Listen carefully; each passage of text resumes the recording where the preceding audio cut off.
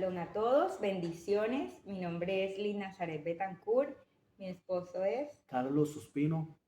Nosotros somos comunitarios de la comunidad Jovel Montería. Es un placer estar el día de hoy compartiendo con ustedes algunas reflexiones que hemos tenido del estudio de la Parashá Vaera. Correcto. Bueno, este tiempo queremos primeramente colocarlo en manos del Eterno para compartir así de manera posterior unas reflexiones que, bueno, hemos basado principalmente en los textos bíblicos de la Parashá, así como unos comentarios también de rabinos como Ketiel Black y también William Peter. Amado Eterno, en este momento te damos toda rabá a ti, te bendecimos y te pedimos que seas tú manifestándote en este tiempo de Parashá en casa, que seas tú hablando a cada uno de los corazones que escuchan, empezando por estos dos servidores tuyos que en este momento tienen ese gran honor, ese gran privilegio de poder compartir una reflexión acerca de esta Parashá Bará, en la cual sabemos que tú actualizadamente nos estarás hablando, Señor. Te damos toda bendición a ti y colocamos pues este tiempo en tus manos. Amén, ve, amén. Amén. Bueno, la Parashá 14, Vaera, está ubicada en el libro de Éxodo, Shemot, del capítulo 6, versículo 2 al capítulo 9, verso 35. La Parashá Vaera o la palabra Vaera significa y me mostré.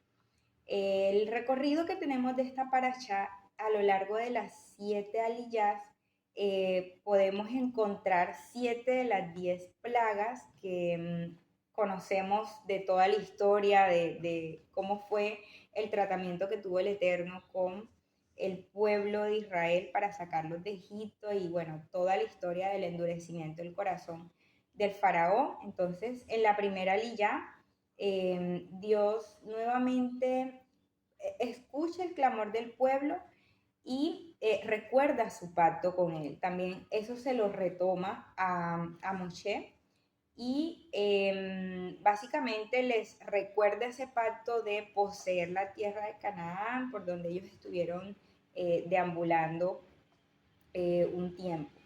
Escucha las peticiones del pueblo también, las trae a memoria de su queja o sus gemidos frente a la esclavitud que estaban viviendo en Egipto.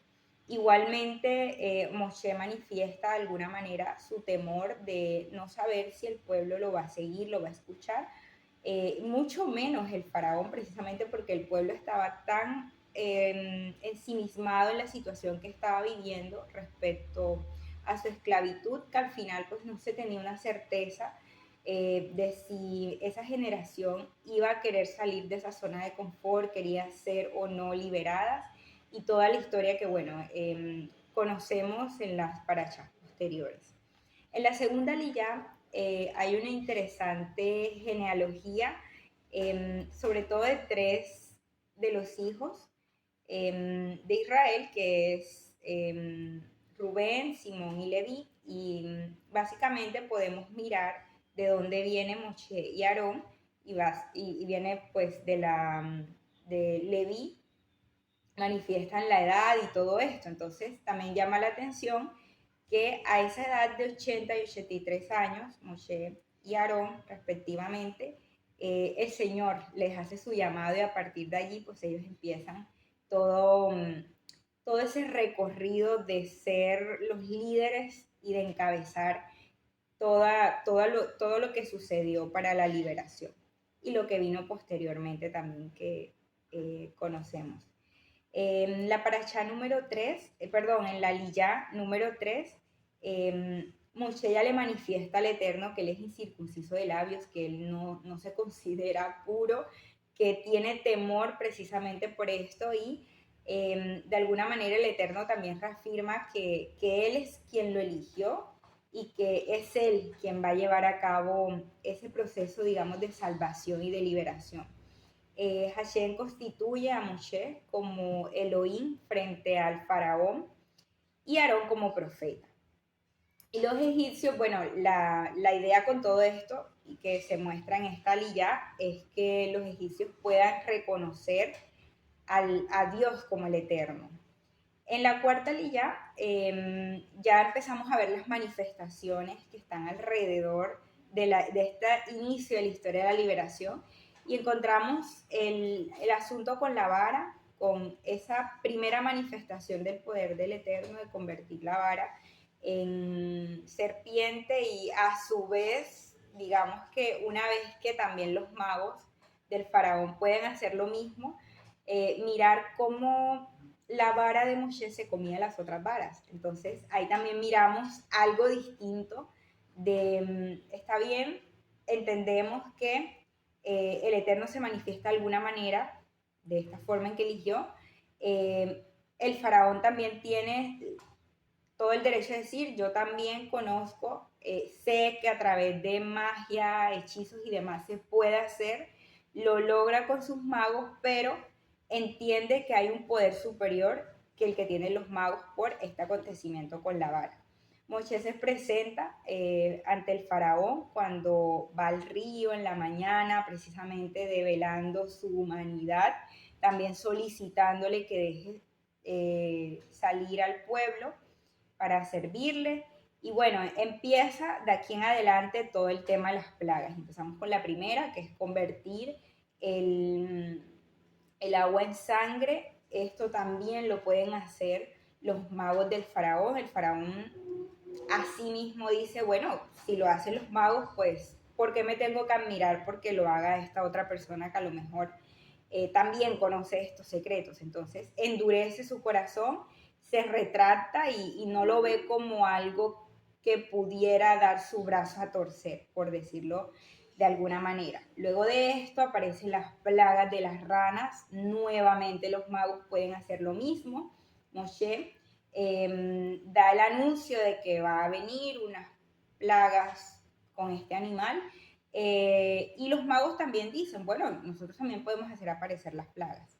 Pasa este asunto, el faraón, evidentemente, como hay, se desata por todo el pueblo, por todo Egipto, hay un desespero por querer quitarse las plagas de encima, el faraón suplica y de alguna manera, bueno, Moshe le dice, está bien, ¿cuándo quieres que se retire? Dice, mañana, listo, y ahí queda. En la quinta lilla ya se le da de alguna manera como esas muertes a las ranas, está bien, las ranas van a llegar hasta el río, las que están acá pues van a fallecer, van a morir, ellas mueren y generan un Una la contaminación. paracha, sí, exacto, se corrompe la tierra. Entonces, por donde sea que estuvieran, dentro de los palacios, en los patios, en todos lados, hay montones de ranas. Y bueno, tenemos este inconveniente. Igualmente en ese ámbito, el faraón de alguna forma siente alivio porque bueno, ya se fueron las plagas, estamos otra vez en la normalidad, por decirlo así, y hace pesado su corazón nuevamente. Entonces, Moshe le dice a Aarón que golpee el polvo y hace aparecer piojos. Ya en este punto los magos no pueden realizar esta réplica y consideran que definitivamente el Eterno está con Moshe, que eso no, ellos no pueden de alguna manera replicar este asunto y básicamente el mensaje a Faraón es, deja salir al pueblo. Y, y bueno, hay una amenaza también de vendrán más plagas que solamente tocarán a los egipcios, no al pueblo que está en Goshen. Entonces el faraón hace caso omiso al día siguiente y aquí estaríamos hablando de la sexta lilla, donde entra un conjunto de una mezcla de animales dañinos y bueno, el faraón, Moshe le solicita al faraón sacrificios, el, el faraón le permite los sacrificios, sin embargo Moshe dice que no es conveniente porque va a hacer sacrificio de ovejas, en ese momento consideraba que los egipcios lo iban a tomar muy mal porque hacía parte como de sus dioses y los iban a apedrear. Entonces no lo ve conveniente. Moshe ora de alguna manera también por petición del faraón para que haya un cese de esa plaga, ora fervientemente, hay ese alivio, el faraón vuelve a colocar su corazón pesado y el Eterno, el Moshe y Aarón, el Eterno a través de ellos trae sobre el ganado, sobre el ganado y sobre los humanos el tema de las úlceras. Entonces, del hollín se esparce y empiezan a aparecer úlceras que incluso hasta los magos también viven este tema de las úlceras. Y bueno, aquí Hashem es quien refuerza el corazón de Faraón. Ya no es tanto porque, entre comillas, él lo haya hecho, sino porque aquí, bueno, ya que estás en esta actitud, bueno, refuérzate en esta misma actitud y también para mostrar el poder que tiene el Eterno, porque al final de cuentas él lo había mencionado en un inicio. Entonces, luego de las úlceras, aparece la plaga de los granizos, donde hay mucho temor porque Moshe levanta las manos, ora fervientemente y empiezan truenos y se pone como más tenso el ambiente respecto a esto. Y aquí hay un punto interesante y es la consistencia que hay en el clamor de Moshe, que básicamente como representante de Dios, como Elohim, él ora según la voluntad del Eterno, ora con un clamor grande y un fervor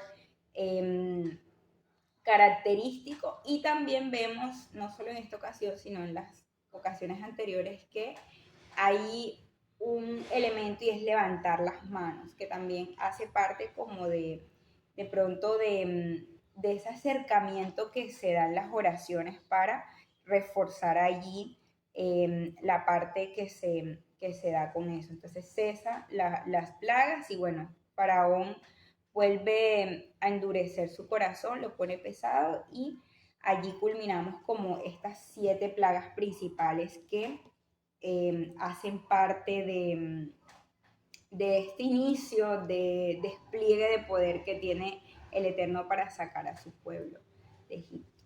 Listo, una vez realizado ese sucinto resumen por parte de mi amada esposa acerca de cada una de las aliyah contenidas en esta parashá Vaerá, vemos que precisamente todo el relato se centra evidentemente pues en la manifestación de 7 de las 10 plagas en contra del pueblo de Egipto, en contra del faraón, así también pues una descripción de la genealogía devenida de los patriarcas de las tribus de Simeón, Leví y Rubén.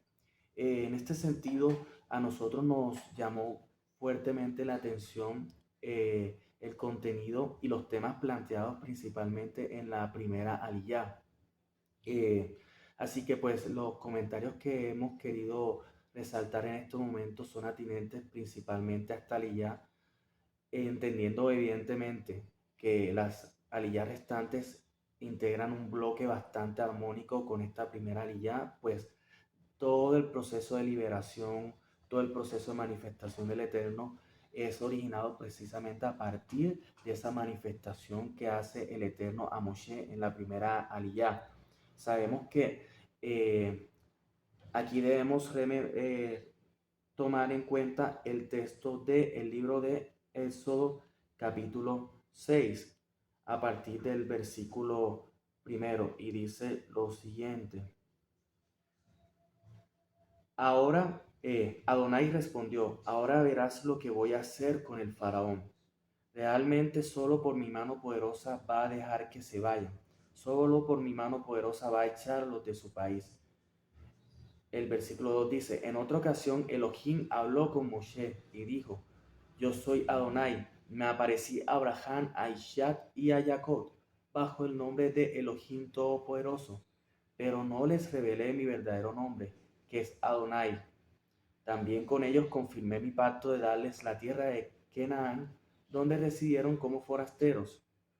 He oído además el quejido de los israelitas a quienes los egipcios han esclavizado y he recordado mi pacto. Principalmente este texto que hemos leído en esta obra contiene la manifestación del Eterno, pero desde una manera muy particular. Y es que el texto llama la atención porque menciona que se aparecerá el Eterno bajo la revelación del nombre que no le había sido revelado a los patriarcas Abraham, Isaac y Jacob.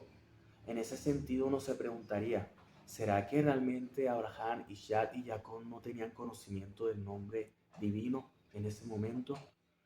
Vemos que aquí los comentarios planteados principalmente por el rabino Ketiel Black precisan que no quiso decir el texto que los patriarcas no tuviesen conocimiento del nombre divino representado pues por estas cuatro letras, este tetragrama, sino que por el contrario, el nombre del Eterno tiene distintas manifestaciones dadas a lo largo de todo el Tanaj, no solamente de la Torah, sino a lo largo de todo el Tanaj.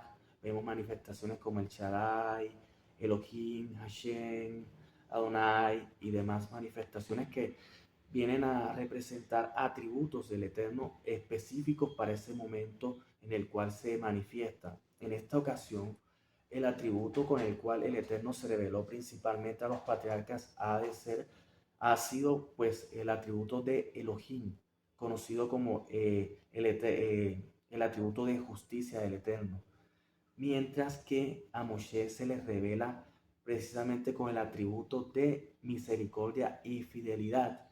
Podemos rememorar que a los patriarcas Abraham, Isaac y Jacob, el Eterno les hizo unas promesas que muchas de ellas no pudieron ver cumplidas en vida, sino que por el contrario tuvieron pues que partir a su descanso con la convicción y con la fe de que sus descendientes iban a heredar esas promesas, promesas como la innumerable descendencia que iba a venir de Abraham, de Isaac y Jacob, así como la promesa mediante la cual iba a ser entregada esa tierra prometida, esa tierra de Canaán, a los herederos de Israel. Abraham, pues, fue un afortunado en ese sentido, un bendecido porque pudo ver en vida una de esas promesas que fue el haber podido concebir un hijo, el haber tenido a Isaac a esa edad tan ulterior.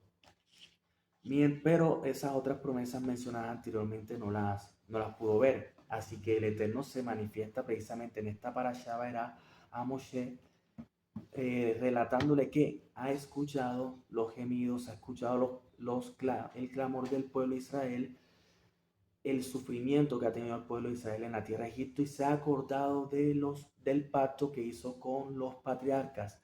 Así que precisamente se va a revelar el Eterno con el atributo de misericordia y con el atributo de fidelidad, dando cumplimiento pues a esos pactos. En ese sentido, el Eterno inicia pues la ejecución de ese plan concebido para dar libertad al pueblo de Israel. Tenemos aquí unos temas particulares que tratar, dado que, bueno, ya vimos la manifestación del nombre del Eterno como misericordia, pero también tenemos en cuenta que allí en ese texto el Eterno le hace 7 promesas en particular a Moshe referidas al pueblo de Israel, de las cuales pues resaltamos dos en particular, y es una de ellas que el Eterno dice que va a liberar al pueblo de Israel de las cargas de Egipto, y la segunda es que de, va a liberarlos de las cargas de Egipto y va a liberarlos de los trabajos que le habían sido impuestos en Egipto como esclavos. Pareciesen sinónimos, pareciesen ser expresiones que datan igual supuesto de hecho, pero realmente son distintos, dado que en el caso de las cargas de Egipto hacía referencia en particular a la opresión mental, a la opresión psicológica a la cual ellos se veían sometidos en ese tiempo de esclavitud en Egipto. Mientras que en el caso de las obras y labores que le fueron impuestas, se trataba principalmente de los trabajos que le habían sido asignados por el faraón en esa esclavitud.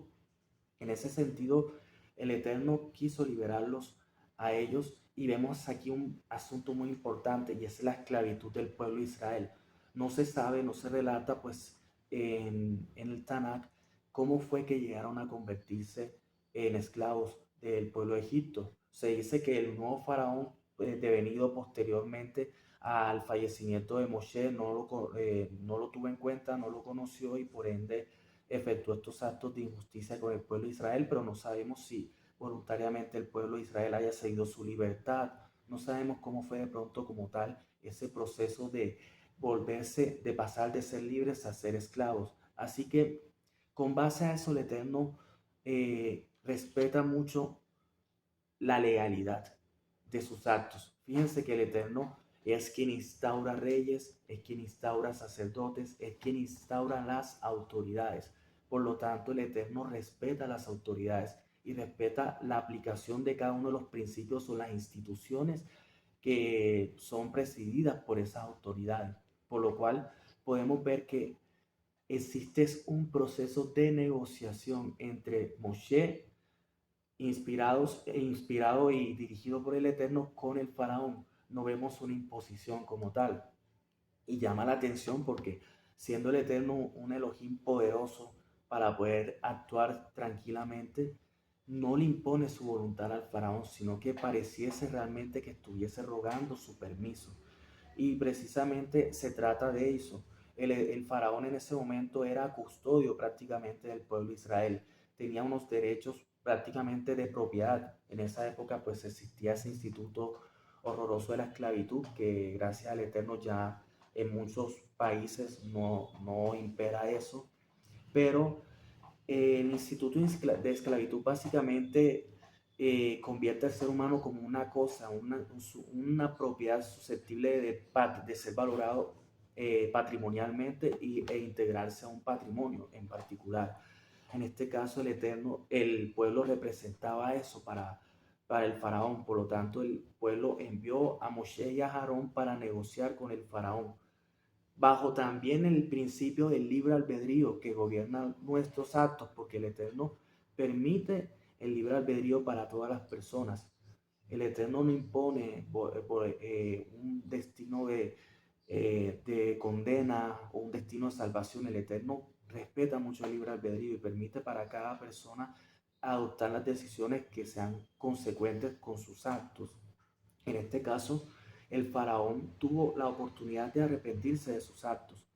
Y se dice que 5 de las primeras plagas, precisamente, en esas 5 plagas el faraón tuvo la oportunidad de arrepentirse. Sin embargo, prefirió hacer caso a las manifestaciones de la hechicería y prefirió hacer caso a su propia dureza de corazón. Y dice el texto que el Eterno endureció su corazón, pero precisamente el Eterno lo que relata, como mencionó mi esposa Liz Nazaret hace un momento, es que el faraón tenía una actitud de no dejar ir al pueblo de Israel. Y el Eterno dijo, bueno, está bien, me voy a valer precisamente de esa actitud que estás tomando respecto a mi pueblo de Israel para manifestar mi poder, manifestar mi gloria con grandes señales y prodigios.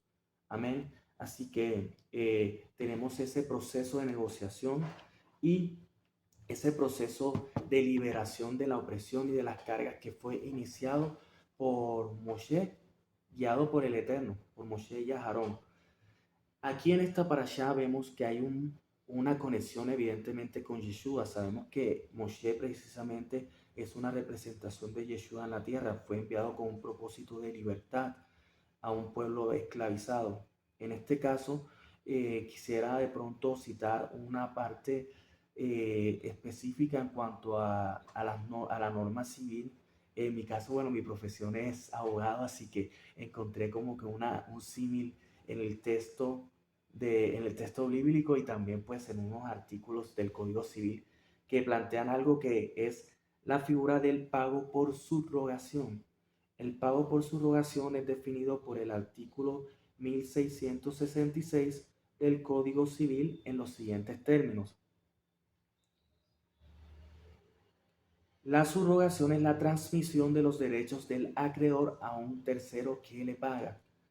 Y los efectos de la subrogación están contenidos en el artículo 1670 y dice, la subrogación, tanto legal como convencional, traspasa al nuevo acreedor todos los derechos, acciones y privilegios, prendas e hipotecas del antiguo, así contra el deudor principal como contra cualesquiera terceros, obligados solidaria y subsidiariamente a la deuda.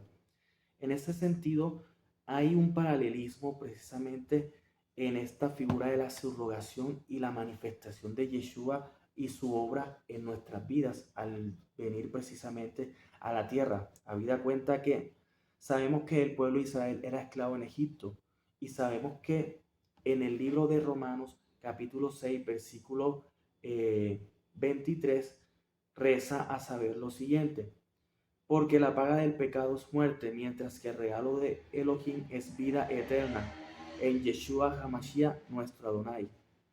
Amén. Así que podemos ver que eh, la esclavitud precisamente es un estado devenido del pecado. Por lo tanto, Yeshua HaMashiach vino a la tierra a redimirnos de ese estado de esclavitud en el cual nos encontramos. Vino a redimirnos de todo pecado en el cual nos encontrábamos inmersos. En ese sentido, es una labor prácticamente similar o bastante analógica a lo realizado por Adonai a través de Moshe. Vemos que aquí Yeshua HaMashiach hace un pago por su rogación a favor de nosotros. Habida cuenta que quién era el custodio de nuestras almas, quién era el custodio de nuestra libertad producto del pecado.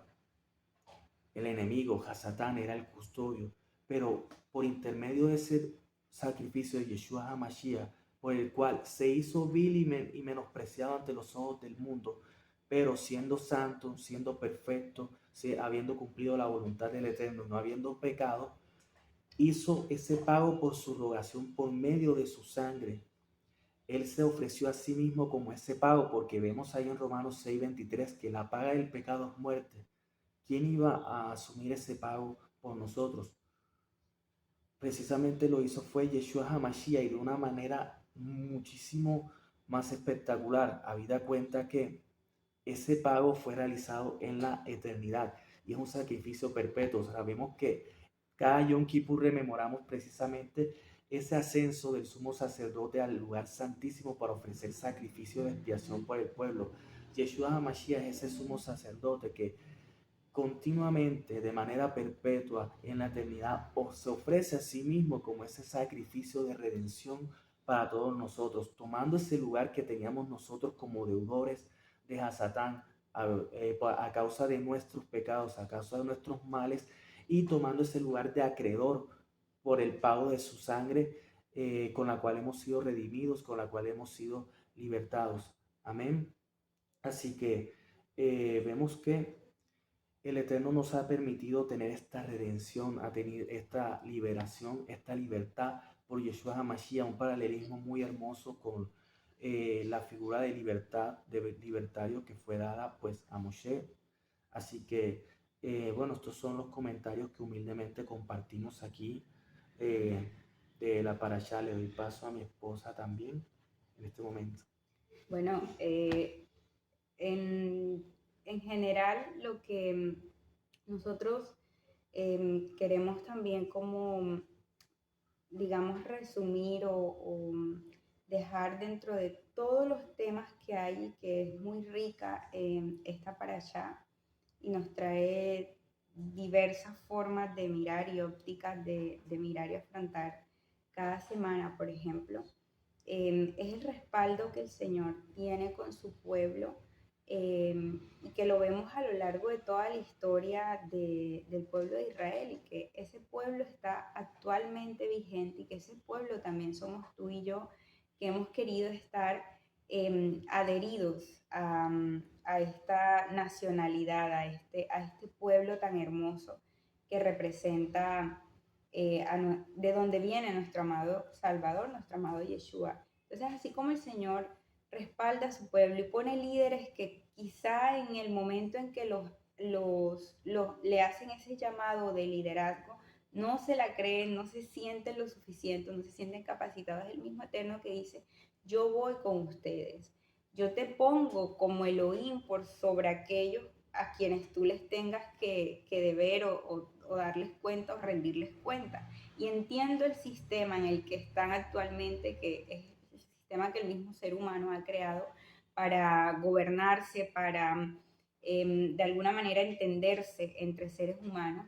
Lo comprendo, lo respeto, pero por sobre eso estoy yo y sé cómo guiar a mi pueblo. Entonces podemos contar siempre con el respaldo del Eterno con nosotros por ser su pueblo y porque sus promesas siempre se cumplen. Tarde que temprano tenemos ese respaldo de Él y creo que con esa promesa podemos nosotros abrazarnos a sus palabras y al cumplimiento de las mismas.